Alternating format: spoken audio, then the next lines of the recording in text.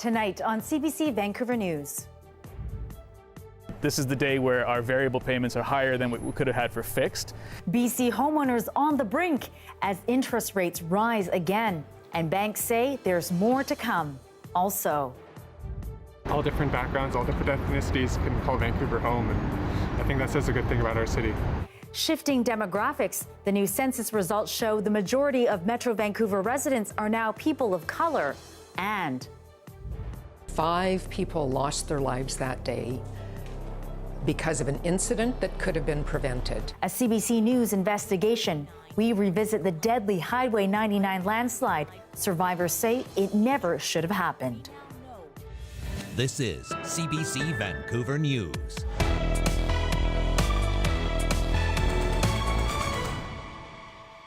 Good evening. Anita is away tonight. I'm Lien Yeung. Thanks for joining us. More tough news for many homeowners this evening. On top of the rising cost of living, get ready to pay even more for your mortgage. The Bank of Canada raised its key interest rate again today to fight inflation. As John Hernandez reports, it's another blow to homeowners in BC who are already feeling stretched thin. Every day it seems like there's some more news, more costs, and it's scary. Alex Tappan woke up to find out his monthly mortgage payments are going up again. He bought this North Vancouver townhome last year. We decided to go variable, and until today, that was the right move. This is the day where our variable payments are higher than what we could have had for fixed. His monthly payments have increased by about 40%, now sitting at well over $4,000. The result of mounting interest rates as the central bank attempts to fight inflation. Financial pressure is mounting. We're just tightening the belt. We stopped dining out, started sale shopping, coupon clipping, like we had to do in the old times. We stopped investing in our kids' RESPs, stopped all RRSP contributions. Since March, the Bank of Canada has raised its policy rate 6 times, raising it from a low of 0.25% all the way up to 3.75% as of today. That's the highest it's been in decades. We also expect our policy rate will need to increase further. Tappan, who is also a realtor, expects he can manage high rates for another year, but knows it's even worse for others. I'm talking to clients right now who are on fixed incomes, and they do not have any luxury. They're cashing in their retirement savings or taking equity out of their house just to pay the mortgage. And if you call the bank and ask for help, they'll advise you to borrow more to make your payments. A storm this mortgage broker says will get worse before it gets better. If I was a betting man, I would say we're going to have some increases over this coming year. There'll probably be 2, 3, maybe even 4 more rate increases. And hopefully that will get things in line. Financial risks. Tappan says realtors and lenders need to do a better job communicating to buyers. It's our job, both as realtors and mortgage lenders, to explain the risks and not push people into getting the biggest house they can. It's not responsible. Hard times likely to get harder with the next rate hike expected in December. John Hernandez, CBC News, North Vancouver. New census data is giving us a glimpse of BC's changing population. The results of the 2021 survey show Metro Vancouver's demographics continue to shift, with over half of the population identifying as people of color. As Josh Grant reports, experts hope local leaders will use this data to inform public policy. Census data isn't always the best conversation starter, but news that the majority of Metro Vancouver identifies as a non-Indigenous person of color didn't come as a big surprise to people living in the city. That's one of the things that makes me stay in Vancouver, actually, the fact that it's super diverse. Diversity not only in terms of the ethnic origin, even in terms of how people express themselves in different ways. As an immigrant, I feel included in everything almost. Since I'm Latin American, I see that there's a lot of Latin Americans as well, so I don't feel away from home. People from all different backgrounds, all different ethnicities can call Vancouver home, and I think that says a good thing about our city. For the first time in over a decade, most of BC's newcomers came from India rather than China. According to Statistics Canada, the number of people in Vancouver who belong to a visible minority jumped from 49 to 54%. 56% of respondents in Coquitlam, 67% in Surrey and Burnaby, and 80% in Richmond also identified as visible minorities. It gives us an opportunity to check who isn't at the table, as well as who is at the table. This urban planner says census data can give us and governments a better understanding of our communities. It begins conversations around inclusion. It begins conversations around society. That are we talking about issues of access to healthcare, to housing, to economic inclusion. Beyond conversation, Yan says he hopes the data will also drive municipal and provincial policies and motivate colleges, universities, and other institutions to increase access to opportunities and improve representation. It's healthy for a multi-ethnic liberal democracy to have these moments of reflection and yet have it translate into action. On November 30th, StatsCan will be sharing its survey on education and careers. Yan says that will paint a clearer picture of where the province needs to do better. Josh Grant, CBC News, Vancouver. And of course, as we've seen, our province's increased diversity has already started to trickle into municipal politics around the province, including right here in Vancouver.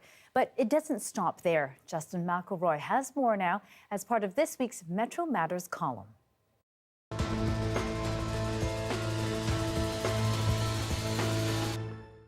Let's take a look back to election night. 135 years after the first Chinese head tax was paid just for the right to come here and work on building a railway, Vancouver has elected its first Chinese Canadian. That was Ken Sim reflecting on a historic occasion, the first person of color to be mayor of Vancouver. The history of this moment isn't lost on me. But Sim wasn't the only person to break a barrier on election night. Prince George and Williams Lake elected their first mayors of color. A majority of Burnaby councillors are people of color, the first time in a major BC city that's happened. And now, Stats Canada says another milestone has been reached. The census collects information on the demographic, social, and economic situation of Canadians and the dwellings they live in. The data provides Canadians with high-quality statistical information that matters. Deeply bureaucratic video aside, the census data does matter. And it tells us that now a majority of people in Metro Vancouver are what StatsCan defines as a visible minority, non-Indigenous people of color. That includes more than 80% of people in Richmond and 2/3 of people in Burnaby and Surrey. The terminology used by StatsCan is clunky at best and doesn't reflect the realities of a place like Metro Vancouver anymore. But it does illustrate our changing landscape. My family story actually resonated with a lot of people because they saw, like, that was their family story too. And a lot of people didn't think this day would come. At the same time, the reason we note these milestones is because they're still milestones. Here is a chart. It shows the representation in federal and provincial politics in Metro Vancouver, and then what it looks like in local politics after this month's election. What's reflected in the data isn't quite reflected in city halls and boardrooms yet, but Sim's election shows the future in more ways than one.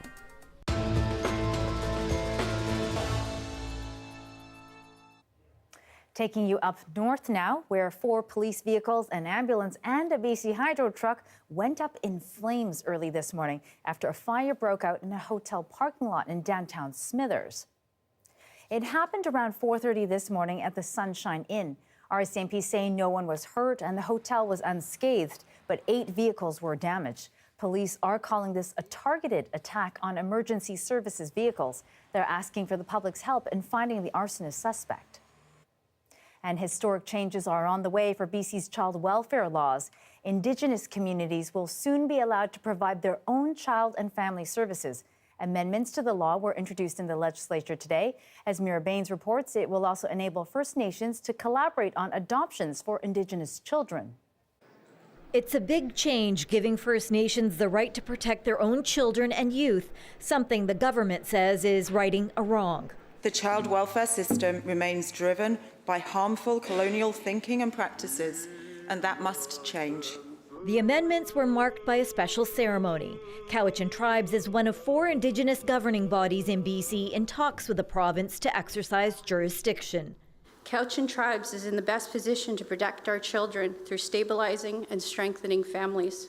The province and Indigenous groups say the goal is to cut down on the disproportionate number of Indigenous children in government care. Census data from 2021 shows Indigenous children made up about 54% of all children in foster care, despite making up 7.7% of the population. Indigenous leaders are hoping to move away from the dark history of residential schools. And we're starting to turn that page through reconciliation to hopefully a better chapter. But we need to be involved in the writing of that chapter. Charlie says the process will take time, possibly up to 2 years to implement, and will need resources to make it happen. We do know that it's going to be a long process to kind of transform the system that hasn't worked for us. But the longer we wait, the more of our children get lost in that system. This Indigenous lawyer says small rural communities may face challenges creating their own system. Some of them less than 150 or 200 members. So those will probably face a greater challenge to find the proper resources and funding to fully implement their own rules and standards. The move is considered a first in Canada, according to the province. BC is the only one that will expressly recognize the inherent right of Indigenous communities to exercise jurisdiction over child and family services. Mira Baines, CBC News, Victoria.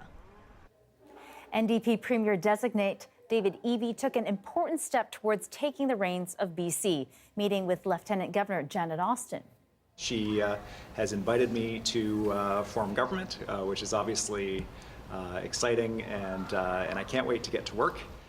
The date for his swearing in hasn't yet been set. Eby hopes to take over the job before the end of the legislative session. The NDP Premier-designate says his plans in office include addressing housing, healthcare, public safety, and the environment.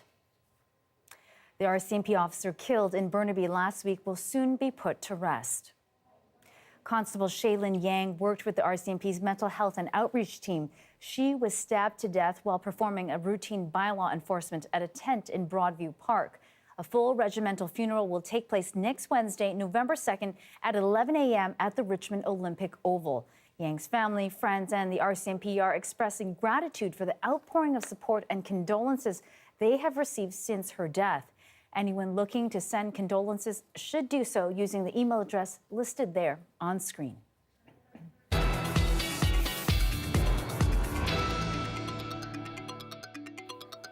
Well, our province's seemingly endless summer has finally ended, but if you were hoping for some temperatures in the teens, think again. Rain is back in the forecast with an atmospheric river expected to hit the south coast starting tonight. And as Joel Ballard reports, people are being asked to prepare. Out with the October sun, in with the fall rain. We are looking at a rather strong storm to move over the south coast. Some areas could see up to 60 millimeters of rain, carrying right through Thursday. We are anticipating some fairly windy conditions as well. So southeast winds gusting 30 to 50 kilometers an hour for tomorrow and up to 70 kilometers near the water. That's cause for concern for the team at BC Hydro. With back-to-back really extremely warm summers and also a dry fall, what we're seeing is a lot of dead and weakened trees. Strong winds could knock the trees down, risking major power outages. A challenge not just for this storm, but for the entire season. Intensified after last year's storms brought a lack of wind. We have 2 years of built-up weak soil and weak trees and vegetation that could pose some difficulties once the winds start. Those living on the south coast are used to rain. But after a couple years of environmental emergencies, anxiety is high. You just kind of steel yourself, you know what I mean? Like, brace for it, you got to just get through it, right? A little concerned about what it's going to do to, our parks, and like I know the seawall took abuse last year. Yeah, for me, I think it's kind of like a mental preparation, just because last year was really hard. Because it was my first year here, and I'm from California, where we got a lot less rain. In case this year's storm season does lead to emergencies, experts say now is the time to prepare. You need to have the supplies that you're going to need to get through the next several hours, next several days. pack an emergency kit, develop an emergency plan with loved ones. It's going to help get you through no matter what the disaster. Heading into November, Environment Canada says the South Coast could be in for an above-average rainy season.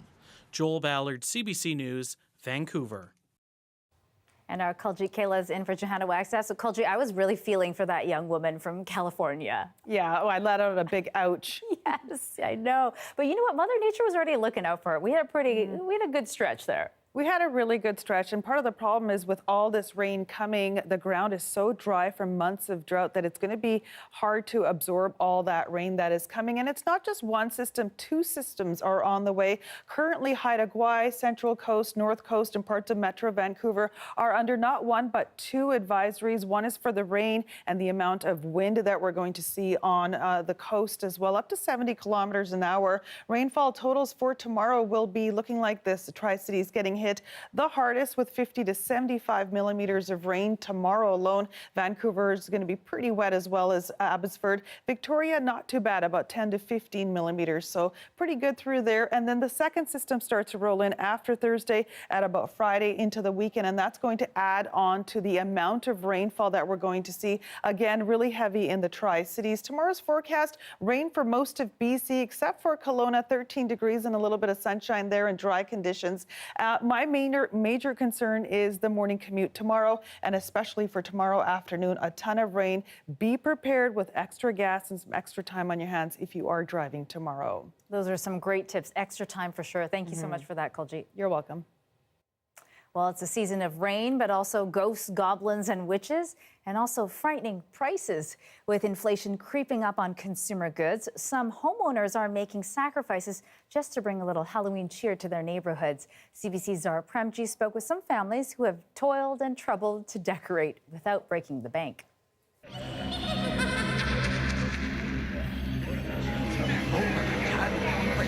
Turning your home into a haunted haven takes more than just effort.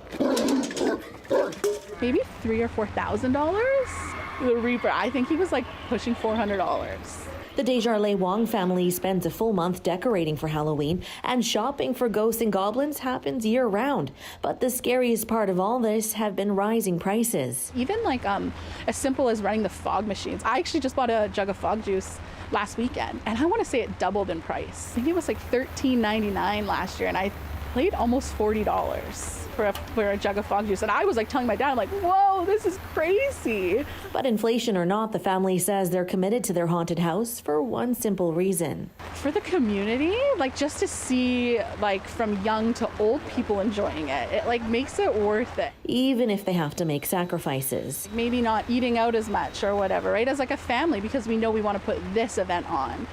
So we're definitely more mindful. And they're not alone. That's a tomato cage on some mannequin legs. I did buy the fake money on the internet because I didn't know where else to get that. The whole theme of this home is inflation. What are people really afraid of right now? And the owner wasn't going to stop decorating on her third year just because of the cost. I suppose I've seen the basic supplies that I purchased, like the power and the lighting stuff, definitely get more expensive, but it's still worth it. The rest are found items because it's too expensive otherwise. There's a piece of plywood I found in my parents' basement. But she says pricey or not, she'll pinch the purse strings if she has to. For joy and my own entertainment and the entertainment of my neighbors. So if you're taking in Halloween scenes, the homemade haunted houses, and foggy setups, be sure to appreciate the sacrifices made to bring shrieks of happiness to the community. Zara Premji, CBC News, Vancouver. It was a horrifying slide that wiped travelers down a steep hill and took the life of 5 people. Now, questions are being raised about the state of BC's logging roads and whether upkeep might have helped create the deadly conditions. Coming up, we take you to where it happened. Stay with us.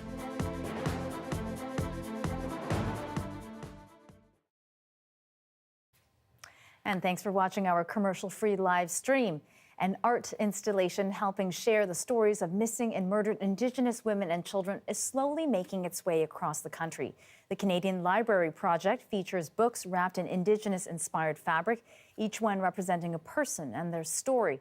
Talia Ricci has more. This is an art installation based on this painting right here. The painting is called Prayers for My Sisters, and it's about murdered and missing Indigenous women and how they work, like how we pray for them and we take care of them. So what I've decided to do is try to recreate this painting in a three-dimensional opportunity for people to walk through. This particular installation, we have 12 sticks. We have 6 in the back that are carrying Cree colors to represent Treaty 6 Cree territory. The prints are red because a lot of the art installations around murdered and missing Indigenous women have red dress, the red shoes. There's a lot of emphasis on red. I want to honor the work that's come ahead with Stolen Sisters and others. Basically, what I want to do is recreate the soft places of the heart of a woman.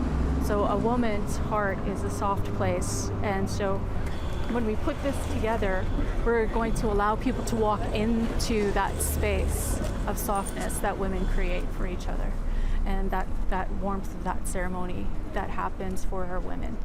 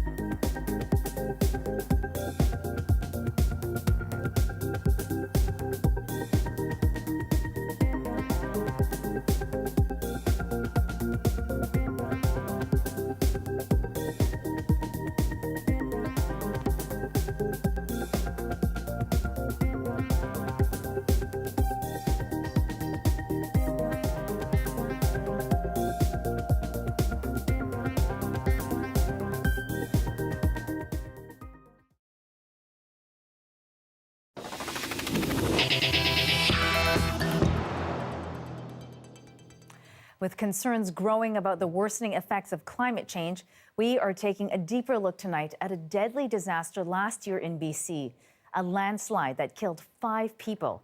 Lindsay Duncombe went to the scene where it happened, and what she found is raising urgent questions about Canadian logging roads and the potential risks they pose.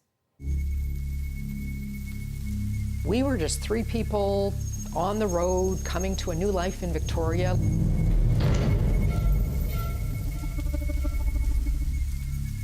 I could hear a noise. It almost sounded like a grader on a bare highway. Before I knew it, Brett was running towards me, yelling, "Get back in your car, Mom, get back in your car." Everything was clanging and banging around me. I could hear like windows smashing, and my car was full of mud and rocks and bits of timber. We realized that Brett had likely been taken away in the slide. 5 people died on Highway 99 in British Columbia, killed by a landslide called a force of nature. But we now know what triggered that cataclysmic crash that paralyzed a province and destroyed families. 5 people lost their lives that day because of an incident that could have been prevented. They are sometimes called logging roads and resource roads, stretching across Canada's forests and backcountry, a network more than 1.5 million kilometers long. Routes with varying degrees of maintenance and inspection. They can be dangerous to drivers anywhere, But add the steep slopes in British Columbia, and the landscape can turn deadly with almost no warning. November 15th, 2021, much of British Columbia hit with a third day of relentless rain. Towns underwater, highways washed out, dramatic rescues underway, catastrophes exacerbated by a changing climate. The BC government in crisis mode. Landslides, as you know, are unpredictable, and they happen. Brett Diedericks had just turned 36. That morning, Diedericks, his wife Madison, and his mum Brenda set out from Kamloops to Victoria. They were on Highway 99, the one route in and out of the Lower Mainland. At 11 a.m., a landslide stopped traffic here. Then, a second slide hit. It started 600 meters above the highway. And I was calling for help, and all of a sudden there was somebody pulling my door open, and at the time I thought it might have been Brett. And I realized that it was just a young guy covered from head to toe in mud. The slide likely took less than a minute. Brett Diedericks' body has never been found. Why were we allowed to be on that highway that day? The province's own images, this one from 2005, show a network of logging roads above Highway 99. Right there is where the 2021 slide began. In BC, logging companies are responsible for decommissioning logging roads. Once that's done, the responsibility for the road lies with the province. A role has been played in this in how we've altered the landscape. Calvin Van Buskirk is an engineer. He's investigated resource roads and landslides for decades. And he says the only way to know if a road has been decommissioned properly is to climb up. So that's what we do. Basically, we look for evidence of surface or subsurface water flows. We see a rotting bridge. Van Buskirk estimates dates back to the 1960s. There is evidence of several smaller landslides. One bent this culvert. Is this dangerous as it is now? It could be if we still have water that looks like coming down the road up here. So another chunk of this road could collapse in the right storm condition and the right weather conditions. Yeah. So basically we're standing right above it, like we're a meter away from what was the road. The road was. This was road. Yeah, the road was out there and out to that edge there, so we've lost probably 2.5 to possibly as much as 4 meters of road surface has disappeared. The road had not been deactivated. It was more or less left in a state of maybe seasonal deactivation or temporary deactivation. And the province has been warned over and over. In 2015, the Forest Practices Board called the Forestry Ministry's information on Forest Service roads inconsistent and inaccurate. And in 2020, the Auditor General said the ministry did not manage safety and environmental risks, increasing risks to road users. CBC News reached out to each province and territory to count up all the resource roads across the country. They don't all count them the same way. Some distinguished logging roads from other industries. We counted an uncertain network, enough to wrap around the planet 37 times. British Columbia and Quebec have the most. In Quebec, resource roads have led to tragedy. George He was a nurse serving remote Indigenous communities. In November 2019, he was following Google Maps. The route took him down a logging road and onto this bridge. His vehicle suspended, he managed to climb out and walk 17 kilometers before freezing to death. C'est un décès qui aurait pu être évité. His death could have been avoided, his friend Kevin Lebrec told Radio-Canada. Non, c'est pas acceptable que ça arrive. It's not acceptable that this happened now, here, he says. We have the means to avoid deaths like this. Des décès comme ça. The status of the roads are extremely bad in most areas of Quebec. Sylvain Jutras studies resource roads and the environment. We took the time to go on these roads, and we just discovered that it's a major issue. No one knows exactly how much there is through the whole province. I'm very concerned about the fact that we are leaving to the next generation a big problem. The province of Quebec says its resource roads are vital and well regulated.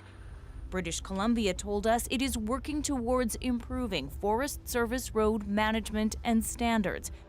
The province recently hired experts to investigate the road network above the slide. And there is some car parts down right on close to the edge of the river. It feels heavy standing here. It does. Yeah, it sure does. It feels eerie. It feels like something being in a place where this shouldn't have happened. You know, it's something that could have been prevented. Calvin Van Buskirk says high-risk areas across BC should be surveyed and fixed soon. Until we do that, these types of events, unfortunately, should be expected, and not only expected, but expected to increase in frequency and potential magnitude as a result of climate issues. That's scary. Yep, it sure is. You know, since that time, I have felt very angry because the province needs to take action. Like, that's just one logging road in a province that is logged continuously, nonstop. Like, the thought of how many logging roads are out there that could cause the same kind of devastation it just boggles my mind to think that action hasn't already been taken. It's unclear when or if the RCMP will try again to search for Brett Diederik's body. You know what? You know, he's part of the mountain now. A resting place both peaceful and haunting. Lindsay Duncombe, CBC News, on Highway 99. A nation on the move. New census data shows Canadians picked up and moved. Where they went, that's next.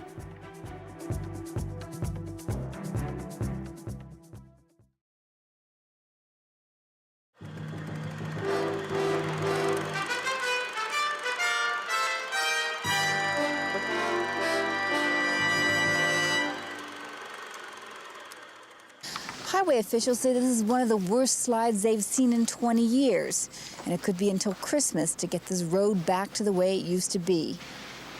Catherine Clark, CBC News, on the Squamish Highway.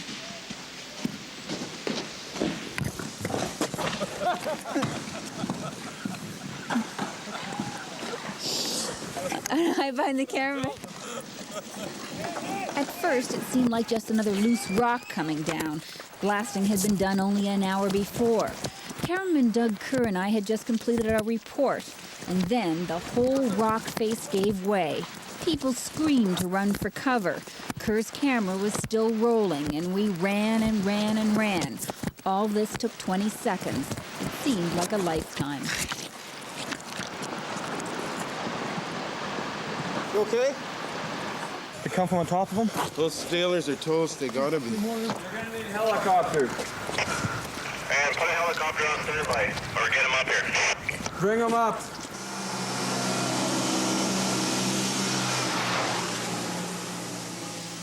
Within minutes, rescue crews were on the scene, going up to the rock face where the rock had just come down.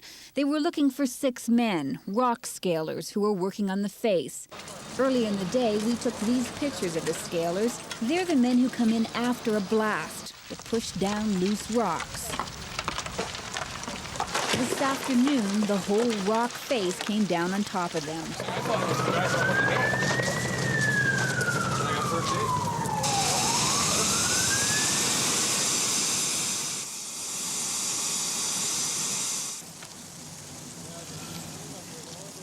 I was looking up the slope and noticed the 5 scalers about midway up, and there was this loud noise, and all of a sudden a great slab started to move off an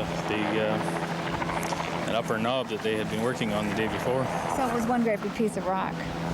Yes, it was. And they weren't near it. No, the scalers were about halfway between the highway and where the release was. I have never heard a noise like that before. It was awesome. We got there, I found out one of the scalers was hit by a rock. So by the time that we got up there with the oxygen and whatnot, they'd freed him. He was pinned under a rock. His injuries weren't life-threatening, but they were serious enough that it was, I don't know. You had to get him down. We had to get him down. All 6 scalers were injured in the slide.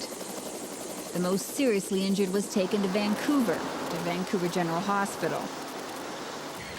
The other 5 were taken to Lionsgate Hospital. Most will be treated and be home with their families tonight.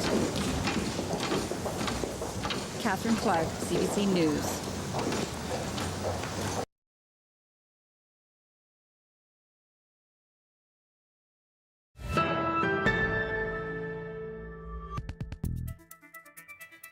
Welcome back. So earlier in the show, we told you that for the first time ever, census data shows the majority of Metro Vancouver residents now identify as visible minority. And across the country, immigrants now make up almost a quarter of this country's population. David Thurton reports. Immigration has always driven population growth, but never as much as in recent years, according to Stats Canada. Immigration now accounts for the largest share of the population since Confederation, contributing to the growth of the population, the economy, and shaping who we are as a country. According to the numbers, last year, 23% of people were born in another country, and that percentage is expected to grow, projecting to top 30% of the country's population by 2041. India, the Philippines, and China are among the most common places of birth for recent immigrants, many choosing to settle in Atlantic Canada. We have been seeing from previous censuses that there is a decline in terms of immigrants settling in the 3 largest census metropolitan area, Toronto, Montreal, and Vancouver. I'm enjoying my time here. The city is laid back. There's close to no traffic at all. And I'm enjoying everything here. Jezebel Amora is among those settling in on the East Coast. She's from the Philippines. The abundance of jobs, she says, attracted her. We have a lot of options, and that's one of the things that we were really looking for. On that jobs front, though, Stats Canada and this professor notes, challenges remain. Skills utilization is a big one. Trying to identify and recognize the credentials of newcomers so that we can fully utilize their human capital. And that's more difficult than it seems. The Minister of Immigration acknowledges this challenge and says Ottawa and the provinces are working on it. We need to continue to do more, particularly on credential recognition. And that's a partnership that we need to work on with provincial governments, by the way, to make sure that people who do come here have the ability to work in their profession. Stats Canada also says because of immigration, the number of people identifying as Muslim, Hindu, and Sikh has more than doubled over the last 20 years. David Thurton, CBC News, Ottawa.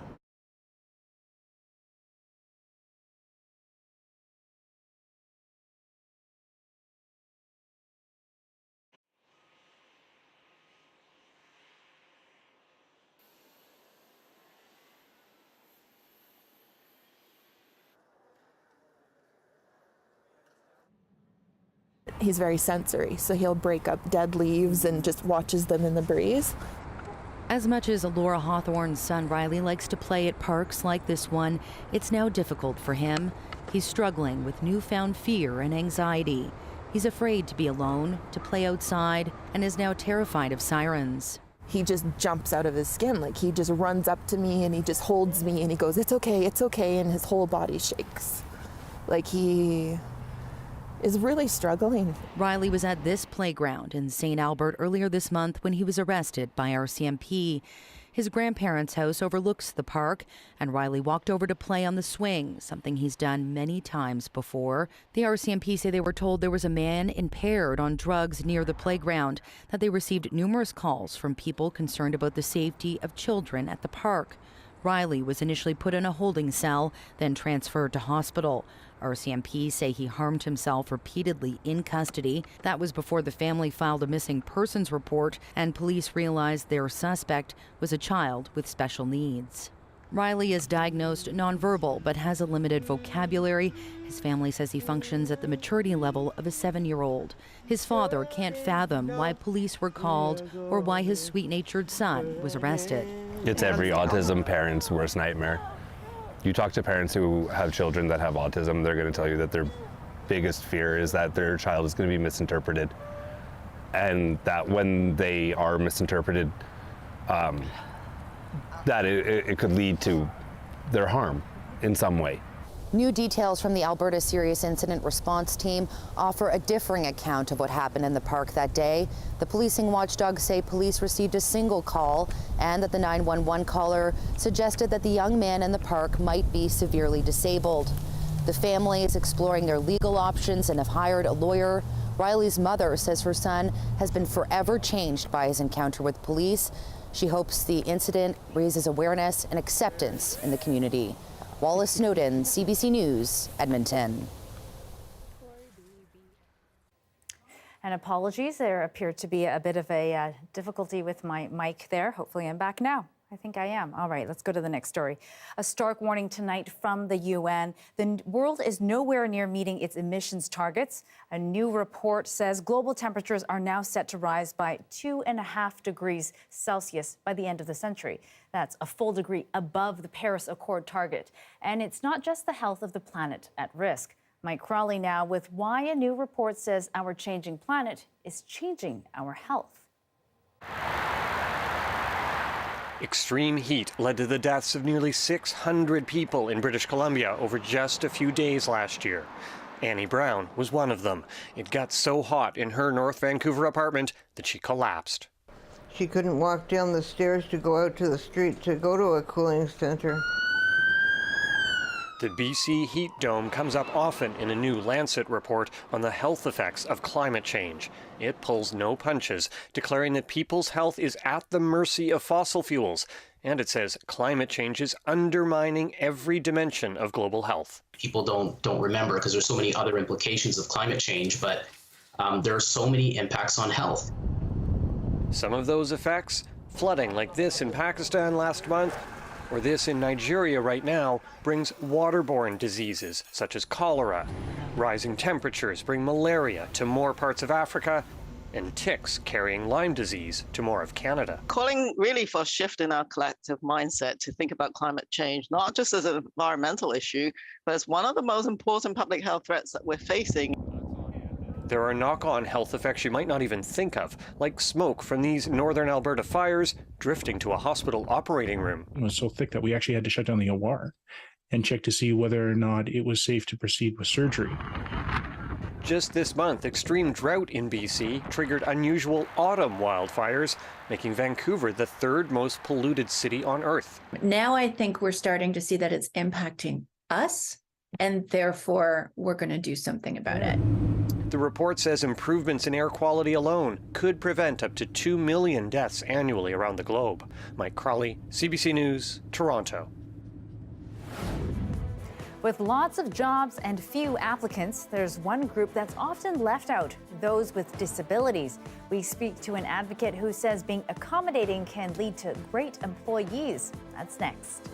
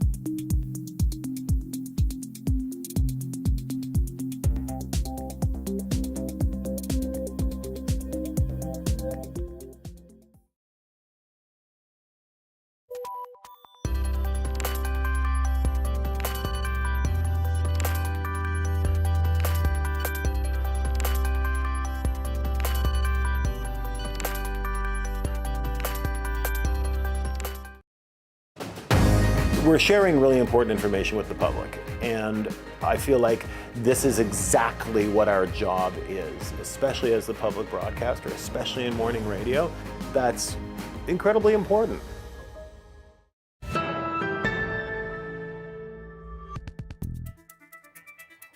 Welcome back. Well, hide your toque. Victoria residents are facing off against a thieving owl. Walkers and joggers alike say the bird of prey swoops in mid-stroll and plucks hats right off unsuspecting victims' heads. Take a look. Oh, it's got something. Here's my toque. Oh, it's still your toque? Yeah, that's what I was saying. Yeah, like it scared me. Like all I thought was so. Why did it have your toque? Oh, that's hilarious. Hey, you. Yeah. What are you doing there? Are you a fearsome toque killer? The owls attack their woolly prey along the Galloping Goose Trail that runs from Victoria West into the suburbs. Residents caution visitors the fearsome fowl are most active at dusk in the fall.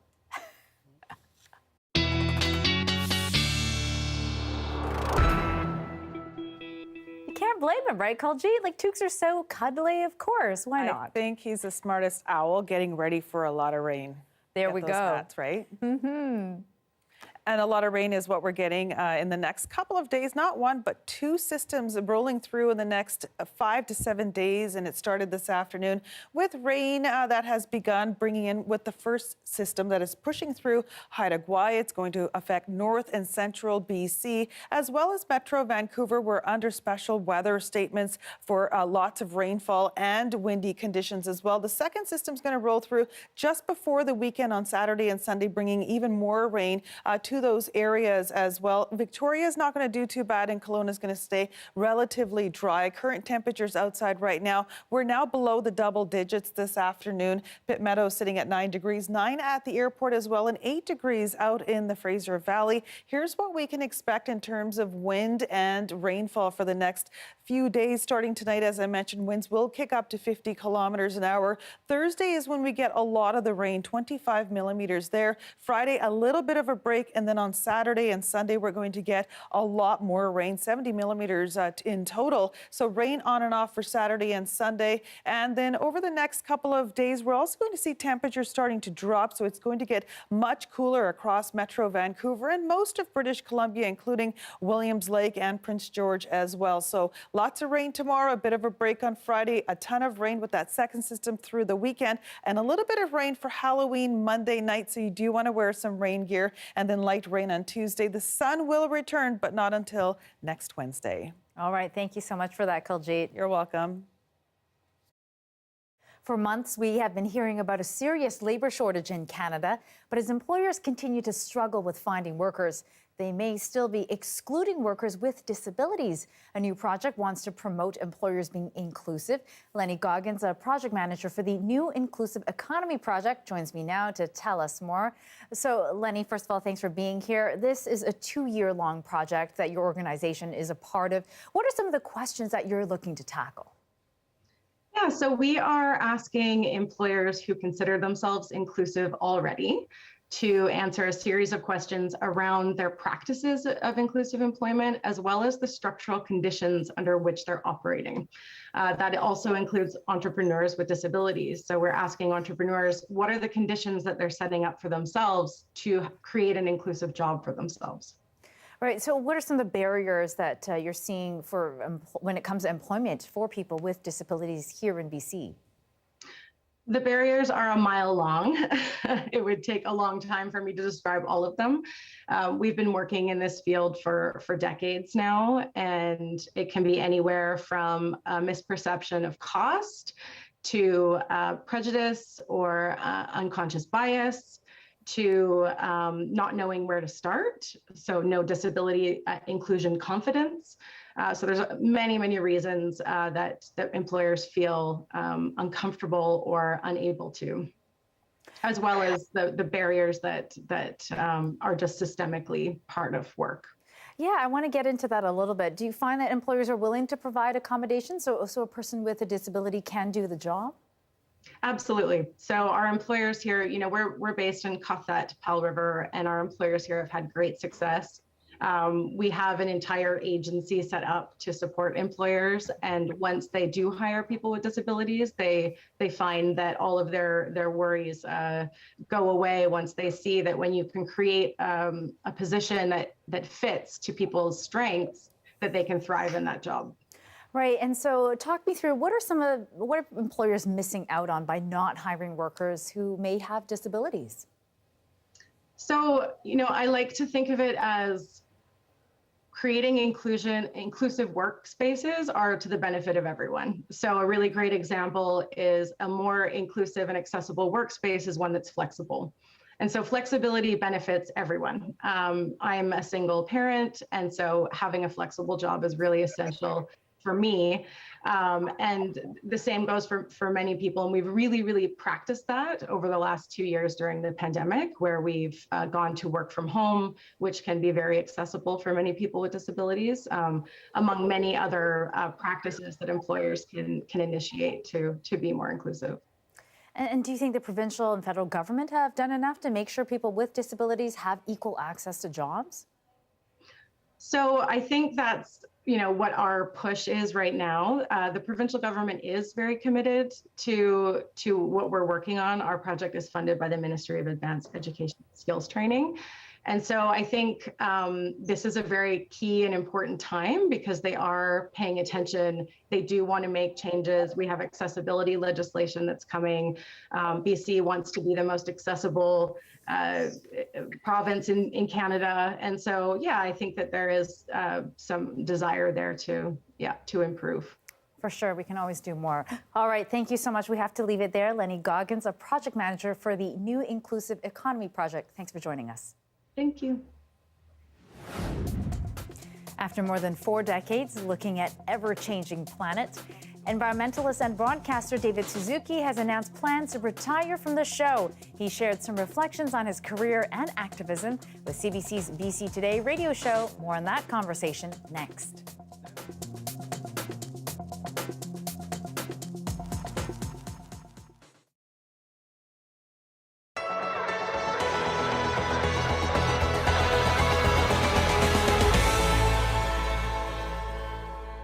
There was a number of us just seated on this part of the street, and we were just having a casual gathering. It was about 12:30 at night, or in the morning, and basically we were just gathered, and I didn't notice, but from my side there was a coyote that apparently came up and snuck up and just hung out right near in our flower bed as we were gathered. One neighbor had a small pet in his lap, a dog, and it was the one that was alerted to the fact there was something there, and he ran into the bushes, and out came a coyote with, unfortunately, the dog in hand or in mouth, and raced down the street. I was shaken when it happened to think that it would be that close to us, that bold, and I just think of my own pet. I mean, that's kind of what we're all thinking about. We had small children. We had a street party earlier in the evening, and little toddlers, 1 and up, that were just walking around. I mean, that's what scares us the most.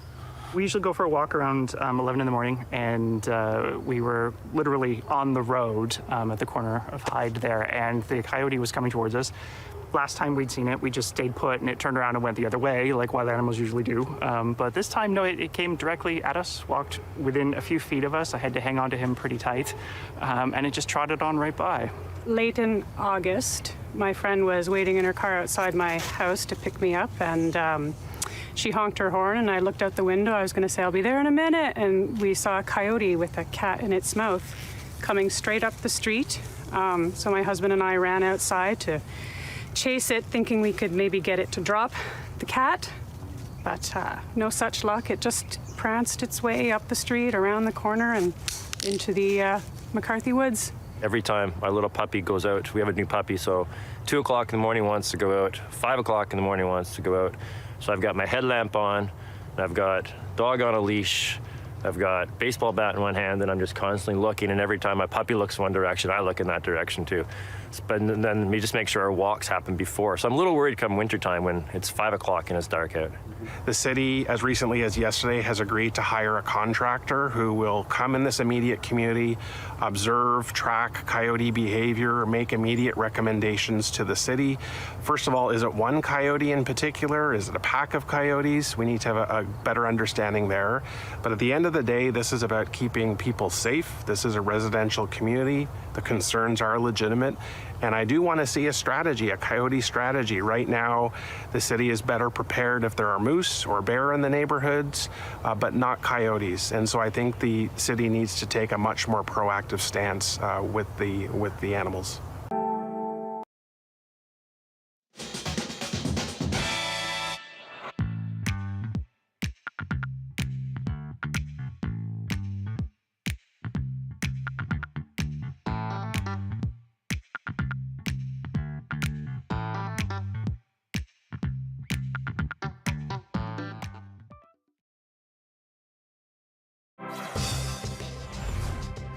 Hi, I'm Amy Bell, and here's what's in your CBC Vancouver inbox.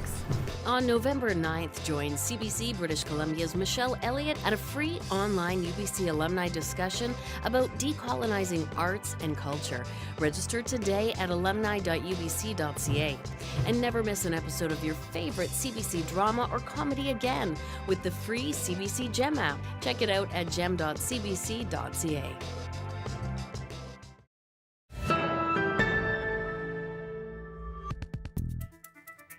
Finally tonight, following this week's announcement that he will be retiring from CBC's The Nature of Things at the end of this season, TV host and environmentalist David Suzuki is reflecting on his career and his efforts to spread a more eco-conscious gospel. The veteran TV host joined our own BC Today to take questions from callers, and he had a message for older Canadians. Take a listen. The issue of what we're doing to the planet as a place that is our home remains my highest concern, because it's not going to affect me very much before I kick the bucket, but we're leaving it to our children and grandchildren. And it seems to me at this point, as an elder, and I say to all elders, look, you've been privileged to have lived an entire life. We're at a stage where we don't have to pull our punches or, be worried that we're going to offend someone. We can speak the truth from our hearts because we've got nothing to lose. We're not going to lose a job or a raise or a promotion. People may get mad at you, but that's their problem, not yours. So I plead to elders, get off the couch or off the golf course and spend some time in this most important time. Talk to the young ones especially and share what you've learned. Always such great advice from him and inspiration. David Suzuki, one of the first people I remember seeing that was Asian on television way back when. All right, that does it for us tonight. Thank you for being with us on CBC News at 6. To remind you, if you're not already watching us on CBC Gem, that is our free app. You can check it out. And Michelle Gassoub will be here at 11 p.m. right after the National. Have a good night.